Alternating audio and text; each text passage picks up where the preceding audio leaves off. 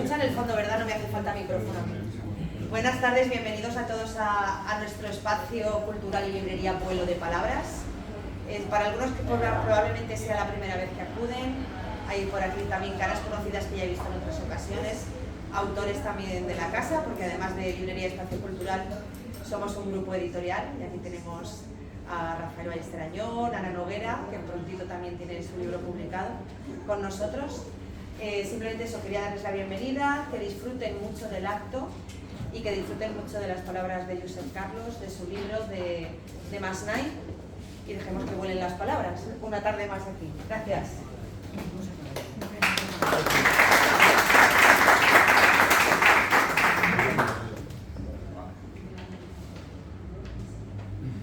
Bueno, buenas tardes a todos y mil gracias por vuestra presencia en una Valencia de calor y que invita más a estarse quieto que a moverse en actos de literatura. A mí me toca hablar luego, así que ahora solamente presentaré a José María, que ya me estaba viendo aquí el guión y yo, no, espérate que esto no va aún. Bueno, para presentarme este libro, del que esta es la primera presentación y quiero hacer algunas más, y algunas también, si la sala lo permite,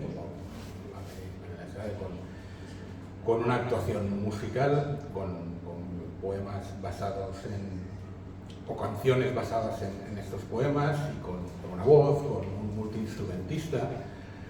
Pues bueno, pues eso ya se verá. La cuestión es que en esta primera presentación, como digo, dada la característica del volumen y dado también que él estaba detrás, aunque quizá ya no se acuerde de aquellas primeras tentativas poéticas publicadas en la revista Rusiada y en la revista Rechitos, pues bueno, me hacía ilusión que José María de Jaime, que es profesor de la Universidad Cardenal Herrera, de la Universidad Cardenal Herrera, CEU San Pablo, que es también ensayista, que tiene no sé cuántos estudios sobre la comarca de Giloca, sobre todo en la provincia de Teruel, y que escribe con una potencia verbal y con un rigor y con una efusividad verbal, de nuevo, tan grande, a quien ya conozco desde el año 89, pues bueno, que viniera y dijera algunas palabras sobre este libro. Nos une, él es de Calamocha, vivió en Segorbe, nosotros somos del Alto Palancia, de Caudiel, y mi abuelo era de un pueblo del lado de Calamocha, de Ferreruela de Huerva en concreto. Así que este acto también va a tener un toque muy aragonés, aunque no tanto como el que querríamos. Y bueno, era solo introducirlo brevemente. Él dirá lo que quiera, espero que sea bueno, y lo que sí que os prometo es no alargar mucho este acto, que luego es preferible compartir que estar oyéndome a mí. Cuando quieras. Gracias, José Carlos, muchas gracias. La verdad es que yo no sé muy bien qué pinto aquí. Yo vengo del mundo de la farmacia, aunque venga también del mundo de la historia de la ciencia, y aquí pues me da un poco de miedo encontrarme con un grupo de escritores, de literatos, y por lo tanto de entrada pues solicito un poco de consideración. Casi me has machacado la entrada de la presentación, porque iba a hablar precisamente también de nuestro conocimiento inicial. Conozco a José Carlos, nosotros los aragoneses lo llamamos José Carlos, desde hace muchos años. Él ha dicho el 89, yo creo que es el 87. Aún no habías terminado todavía tus estudios de filología, y allí, pues en el centro aragonés teníamos un grupo que daba clases de lengua aragonesa en aquellos tiempos, y se presentó un buen día. Su ascendencia, como ha dicho, Ferreruela de Huerva, su ascendencia también en Caudiel, eran una garantía que lo avalaba, que mostraba ya de paso una de sus características para mí más notables: su amor a Valencia, su amor a Aragón. Tanto monta tanto. Naturalmente en aquellas clases bien pronto se puso en la vanguardia de todos los alumnos. Venía de la lingüística, hablaba ya entonces un montón de idiomas, japonés incluido, creo entender. Pero además José Carlos es muchas otras cosas. además de lingüista, es poeta, o vamos a ver, dramaturgo, teólogo y sobre todo especialista en esas lenguas minoritarias que todavía sobreviven en el continente europeo, en Asia o en América. Ahora acaba de publicar, lo que nos ha traído aquí, un libro de haikus. ¿Y qué son los haikus? Me pregunté yo, como se preguntarán ustedes, cuando me trajo el libro. Pues bien, para empezar, haiku es una palabra netamente, etimológicamente, de origen japonés, que se refiere a una composición poética breve, apenas son 3 versos, que habitualmente tienen 5, 7 y 5 sílabas respectivamente, cada uno de ellos. Naturalmente, luego José Carlos es muy libre de extenderlos o de acortarlos. Es muy gato para dejarse ponerse cascabeles de rigideces dogmáticas. Poesía. Poesía oriental, poesía que surge de la observación de la naturaleza por parte del poeta, que es capaz de transmitir esa visión que tiene en unas pocas palabras la emoción, el asombro que experimenta ante esta contemplación. 17 sílabas solo. 17 sílabas, que es una metodología netamente del budismo zen que utiliza para exportar su filosofía, expandir sus creencias en el mundo occidental. Una filosofía que se basa en expresar las sensaciones que experimenta el poeta ante la contemplación de lo que ocurre a su alrededor, de lo cotidiano. No hay que buscar hechos extraordinarios. Pero no es este estilo literario de los haikus algo que sea exclusivo del mundo oriental. En España tenemos haikus con Antonio Machado y no se diferencian tanto. Las greguerías de Ramón Gómez de la Serna tienen también un aire de haiku, sin hablar de la relación que tienen estos haikus con esos refranes españoles, esas sentencias, esos dichos sentenciosos, que en pocas palabras también concentran ideas muy profundas y además con una armonía literaria, con una expresividad que los hace que permanezcan en nuestra memoria, que es otra de las cosas que tiene. Por no hablar tampoco de la relación de los haikus, esto ya son hipótesis mías, de un mal lector, pero bueno, son ideas que te surgen cuando lees el texto de José Carlos. La relación que tiene con los epigramas. Y hablando de epigramas, has dicho antes que iba a resultar una tertulia un poco aragonesa, pues aquí se me ha ocurrido traer a Gracia, perdón, antes que a Gracia, a Marcial, el maestro de los epigramas. Epigramas, que ahí está Nicolás Fernández de Moratín para darnos la perfecta definición o la correcta definición de lo que es un perfecto epigrama. A la abeja semejante para que cause placer, el epigrama ha de ser pequeño, dulce y punzante. Y dulces y pequeños son los haikus de José Carlos. Más que punzantes, yo diría que son filosóficos, son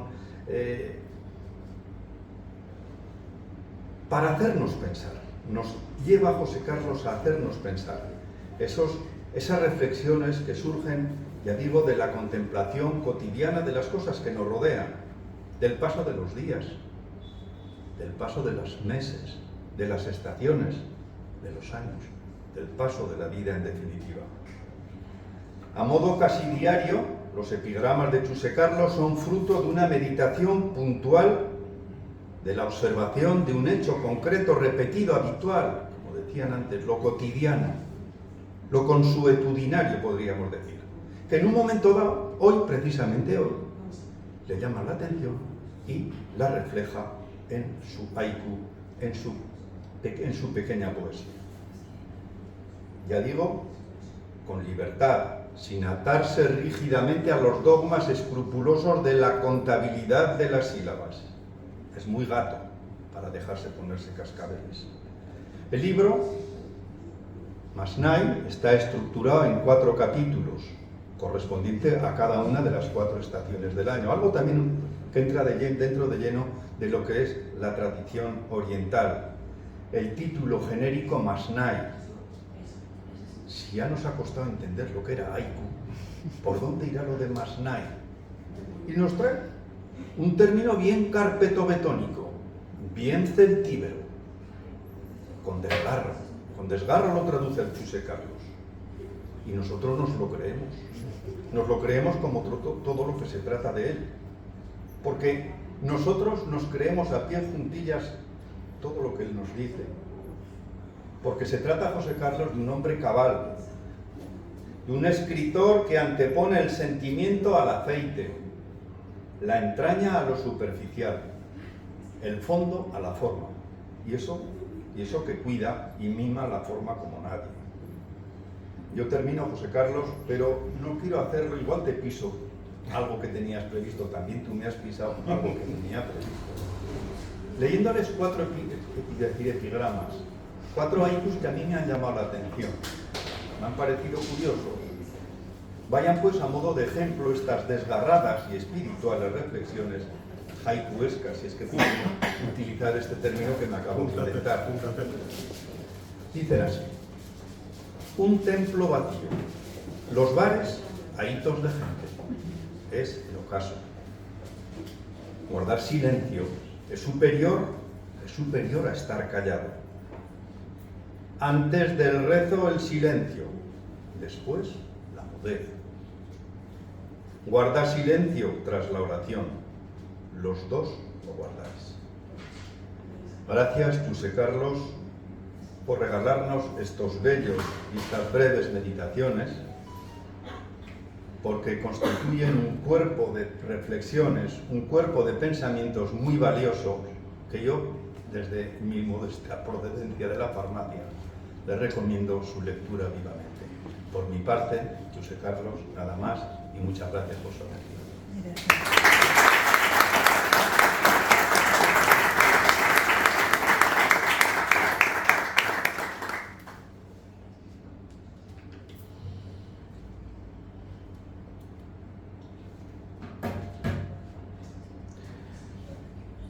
Ahora sí que vengo con el guión. Parece que le haya pasado a José María el guión de lo que voy a decir y punto por punto me lo machaca también. Así que no ahondaré en lo que él ha dicho porque ya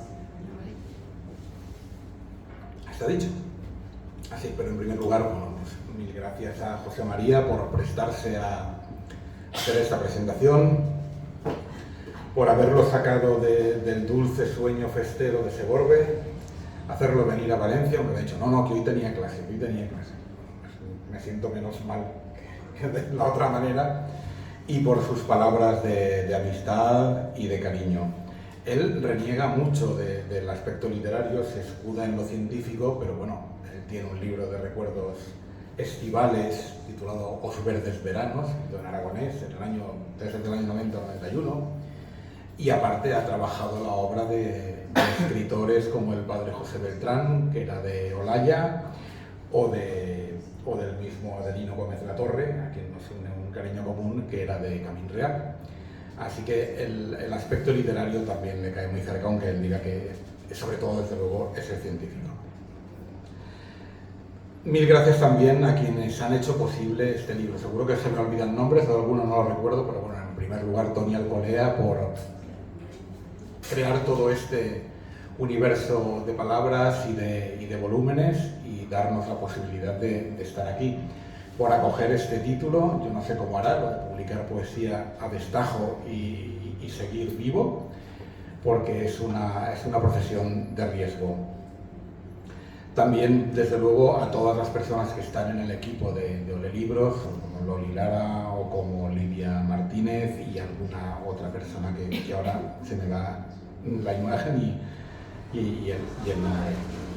Y también quiero dar las gracias, aunque no suele hacerse, a las personas que están detrás del producto final, no tanto del exterior como del interior, porque esto es una pequeña muestra de textos, y ahora os contaré por qué lo denomino así, una pequeña muestra de textos de decenas o centenares casi de páginas que yo les pasé a mi madre Carmen y a mi mujer, a Rosa María, y les dije, seleccionad, tachad los que nos gusten.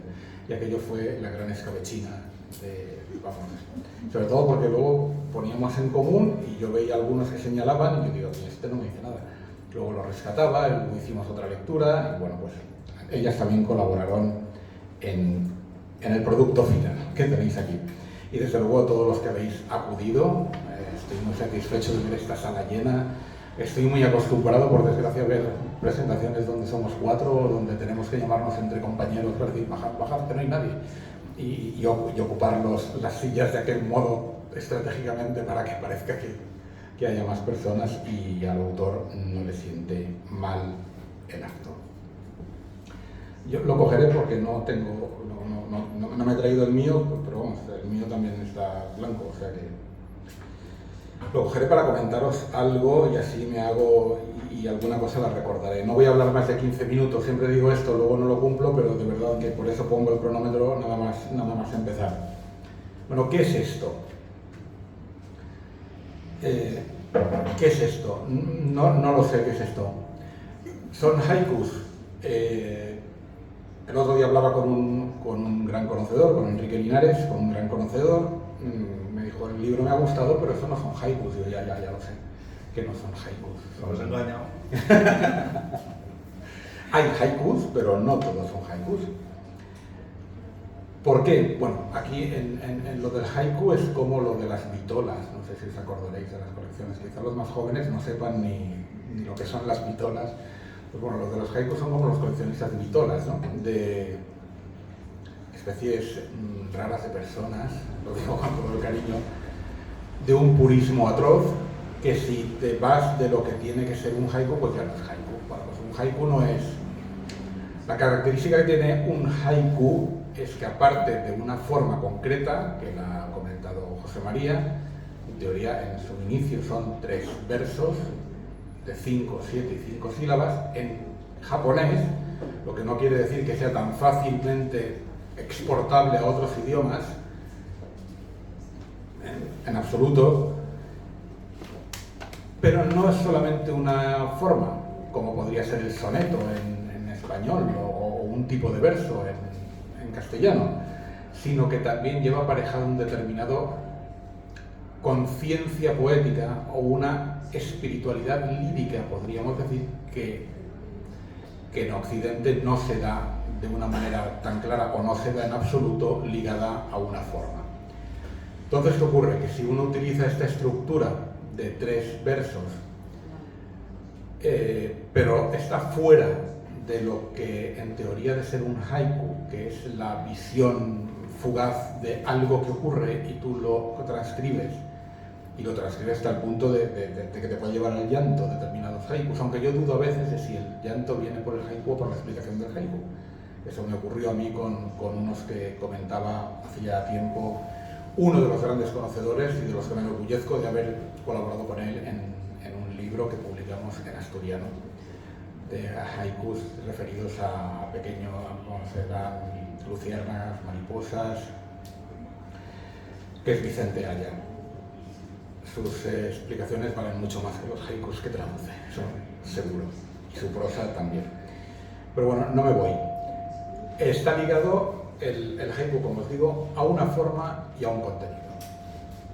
Ese contenido, para una mentalidad racional como somos en Occidente, y por mucho apasionamiento que le queramos poner, yo creo que pertenecemos al mundo que emana de la Ilustración, y ahí estamos muy bien situados. El haiku, digo, tiene también esa difícil traslación de ese pensamiento oriental tan distinto, de esas religiones, de esa espiritualidad oriental tan distinta a lo que son las religiones abrahámicas. ¿Estoy escuchándome? Igual, sí. A las religiones abrahámicas o a las religiones paganas de la antigüedad. ¿Por qué os decía esto? Porque aquí, por ejemplo, 3 características breves de los haikus en su origen, tal y como las entiendo yo, son la principal, y ya diréis, y quienes queráis coger el libro y leer, dirá, pues sí que son haikus, sí, anda que... no tenías otro modo de mencionarlo. La primera es que el yo desaparece. El yo desaparece, no está el yo.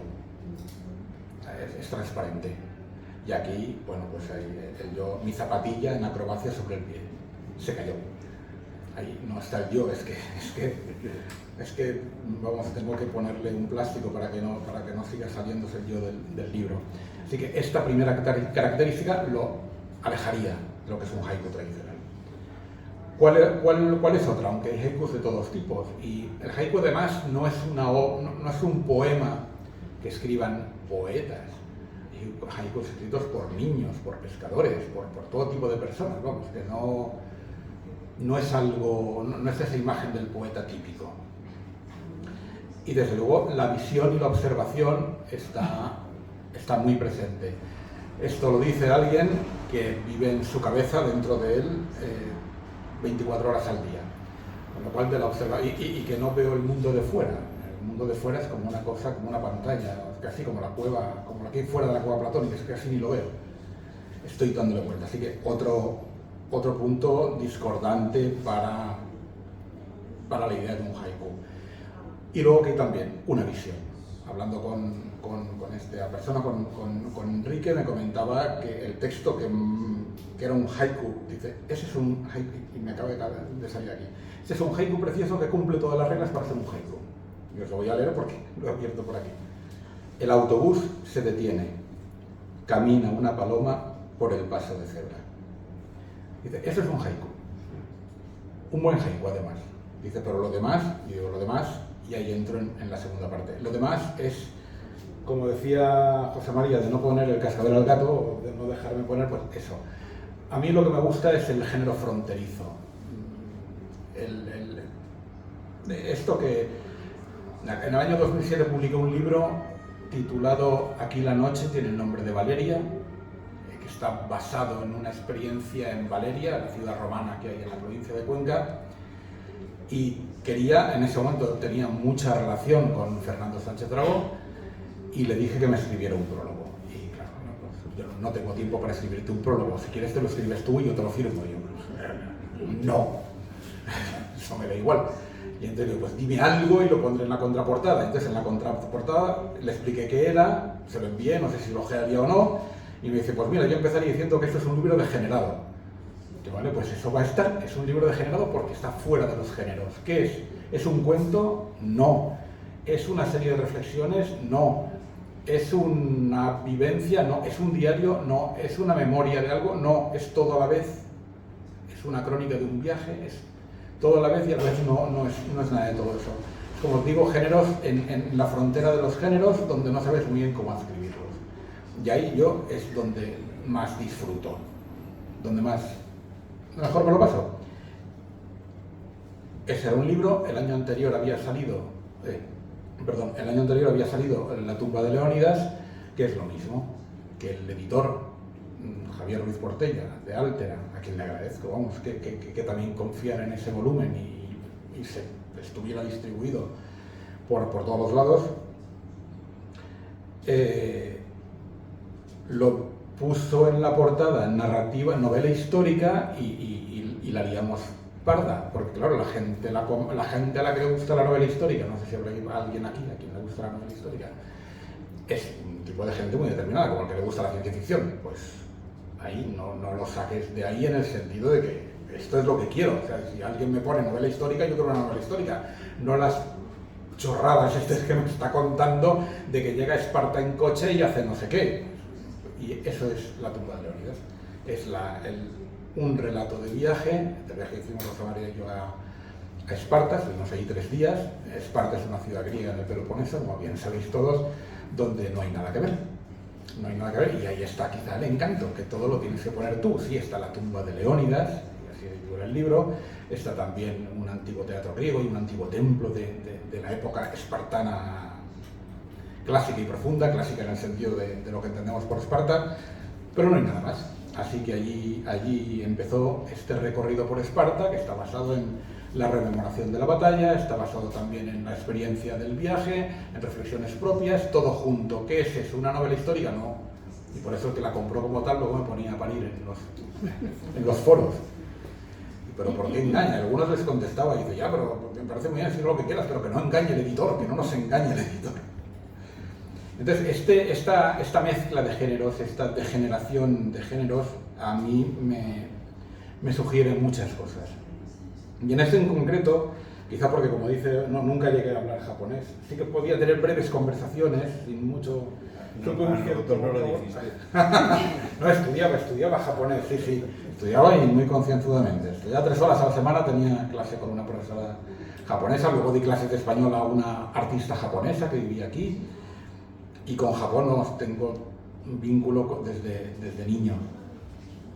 Pero no sé qué estaba diciendo.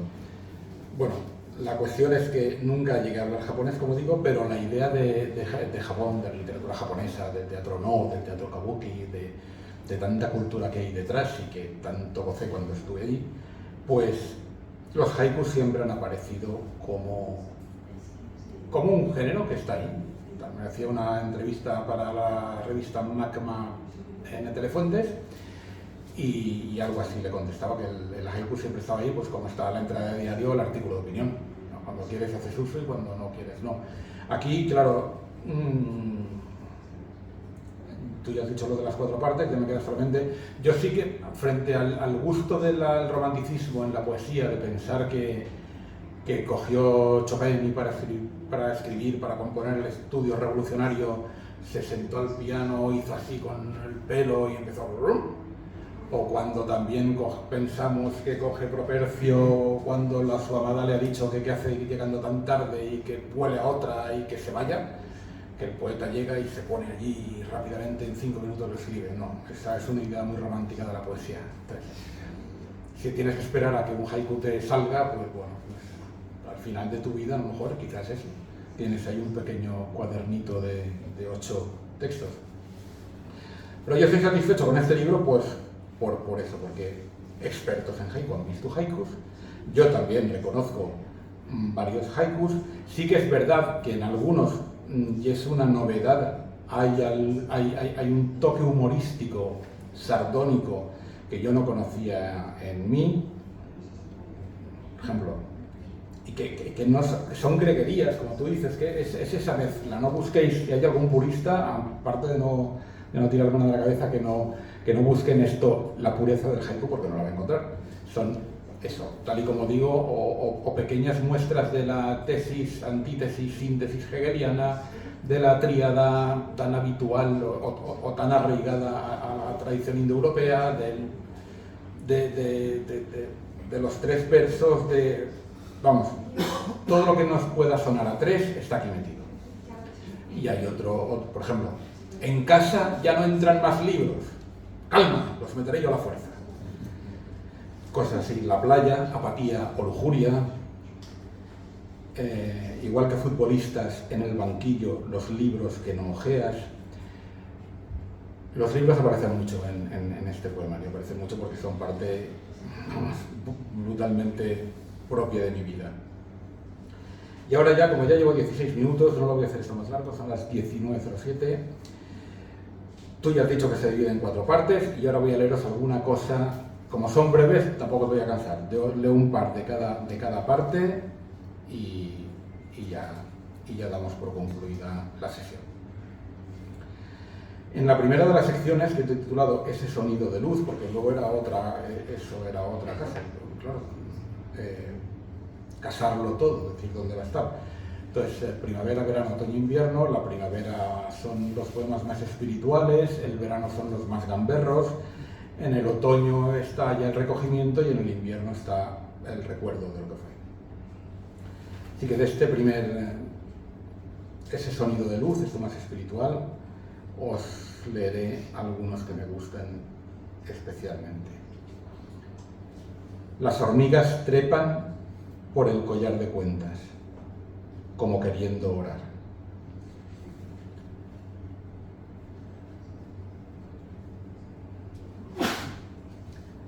Las zapatillas se ofenden cuando me descalzo al borde para pisar la alfombra y llorar. Mi vientre sube y baja, cada vez más amplio, como un Buda triste.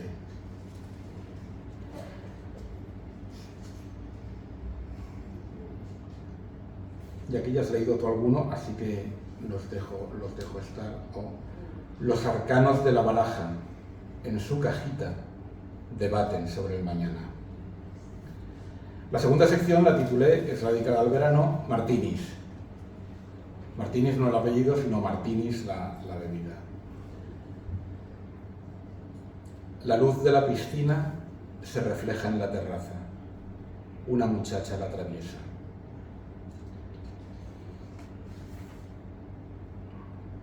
Este creo que tiene especial gracia. La sombra se acorta a lo largo de la vida, como todo.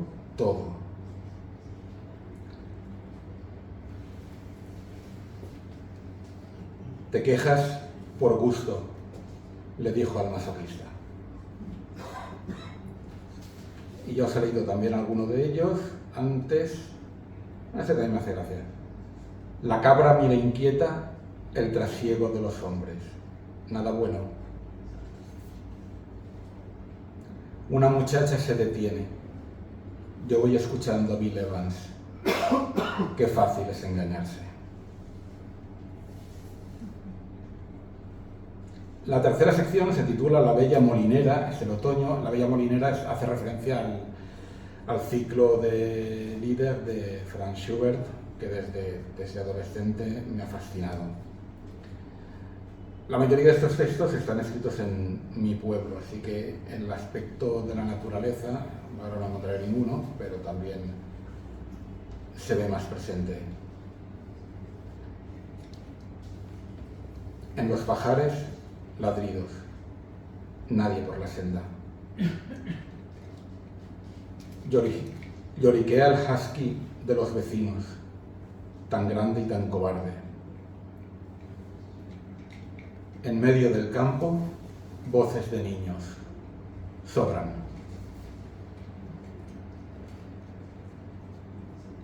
Las ruinas tienen vida. Las otras cosas están viviendo.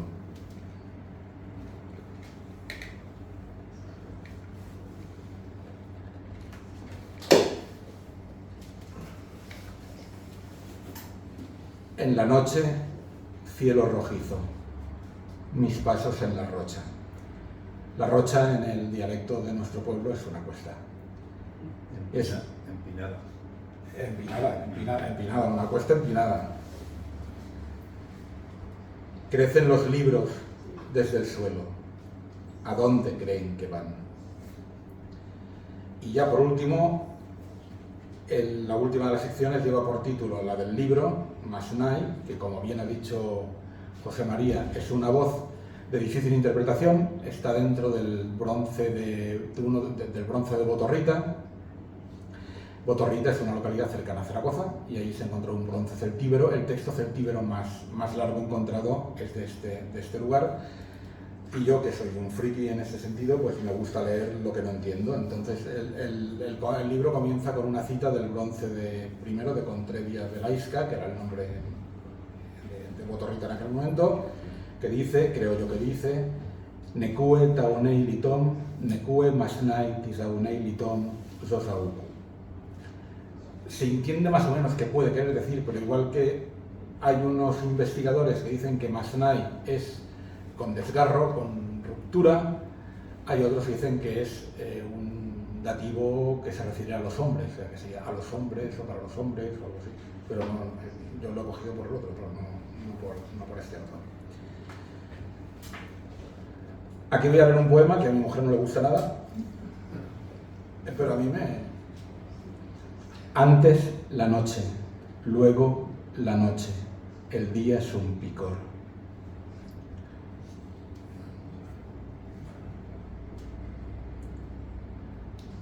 Aguardo el verso como un perro a su amo.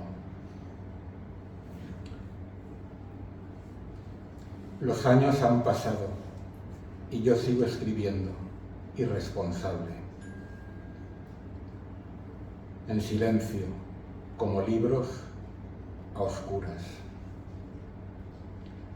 Dejas de ser joven sin percibir qué significa hacerte viejo. No te engañes, tu vida son palabras, en el peor sentido. Y concluyo con el último haiku del libro, haiku o lo que sea del libro, que para mí es mi preferido. Milagroso el poema que vuelve a abrasar la noche después de mi vida. Y gracias a todos.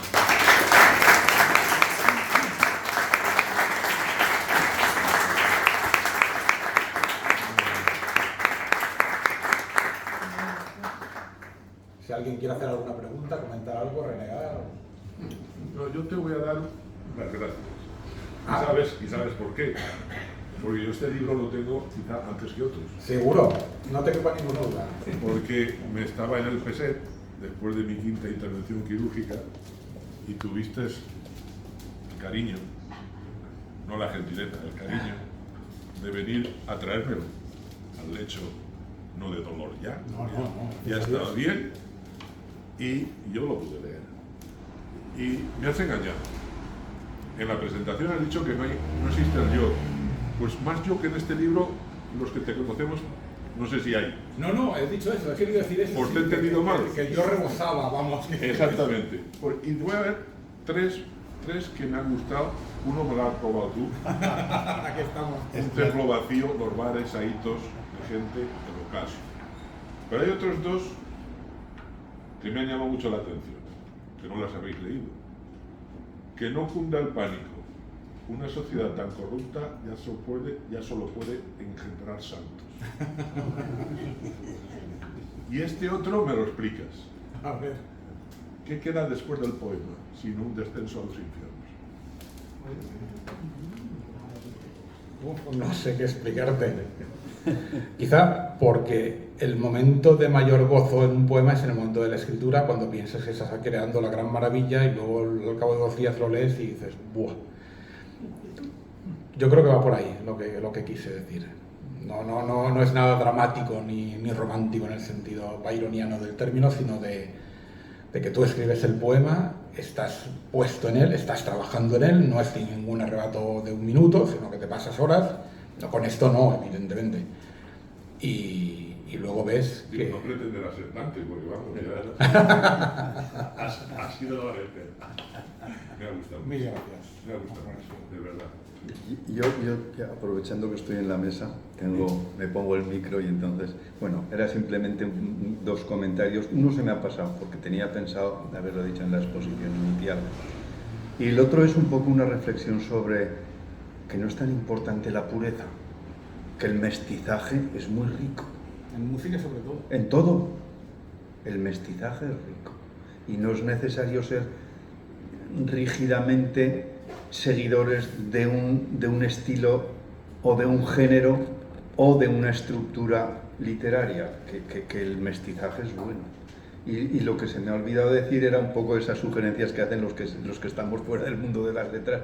Y digo, jolines, José Carlos, haces los 4 estaciones y nos traes 348 haikus, haberte dejado quitar unos pocos menos y haberlo hecho redondo con 365, pero claro, no nos damos cuenta muchas veces quienes vivimos al margen del mundo literario, que la verdad es que los libros tienen las creaciones literarias tienen sus dimensiones y que no tienen por qué ajustarse a los 365 días, que yo un poco lo he echado de menos, de 348 a 365, jolines, por un poco más, haberte estirado y haberlo hecho. Era solamente eso que pensaba haberlo dicho antes, pero que, bueno, lo digo ahora, porque como se me ha olvidado, nada, era solo eso. Quizá los censores te lo dejaron así, ¿no? Los censores. Las censores. Las censores. Claro, que no hacen nada más que... Yo he pasado muy buen rato también leyéndolo. Ha sido también, pues bueno, son dedicar a lo mejor unos ratos de esos al día que dices que estás un poco a lo mejor aturdido, y en ese sentido os recomiendo porque son reflexiones incluso muy bonitas, o sea, bueno, pues que a mí me han causado una impresión muy grata, me han venido bien. En los momentos en los que lo he leído me han venido bien. tal vez porque está un poco ajetreado por cosas de trabajo, de nietos o de lo que sea, es un momento de relax también, que produce relajación, la verdad. Es un poco, es en ese sentido yo quería enfatizar esta circunstancia como lector, nada más. ¿Sabes una cosa? Que para mí es importante que lo leas de principio al final, sí, de un tirón. Este es de los que se deja leer porque tampoco es tan largo y porque Por eso. además pues, dentro de la temática es bastante heterogéneo. O sea, aunque estamos hablando de lo cotidiano, de tal, pero es heterogéneo lo que se trata. Pero no va mal. A mí a veces lo que me gusta es, y después de haberlo leído, abrir una página y a ver qué dice por aquí. O sea, al azar también un poco. Son reflexiones que aprovechan al lector, que dejan un poco de sedimento, de tranquilidad, de relajación también un poco, por decirlo así. Por lo menos a mí me ha producido esa sensación. No sé si alguien quiere decir algo más y si no, hablamos entre nosotros. Pues mil gracias por haber venido de todo corazón, por el esfuerzo que supone en una tarde de calor y por haber querido compartir estos momentos conmigo. Gracias de verdad.